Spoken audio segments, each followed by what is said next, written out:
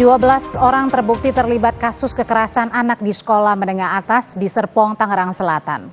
4 orang ditetapkan sebagai tersangka dan 8 anak yang semula menjadi saksi berubah menjadi anak berkonflik dengan hukum.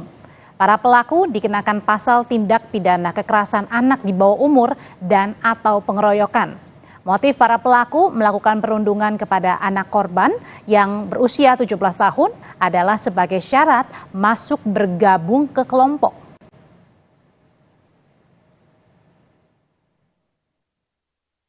Antara anak korban dan anak pelaku merupakan siswa dari salah satu sekolah menengah atas swasta di wilayah kota Tangerang Selatan. Para anak pelaku secara bergantian melakukan kekerasan terhadap korban dengan dalih tradisi yang tidak tertulis sebagai tahapan untuk bergabung dalam suatu kelompok.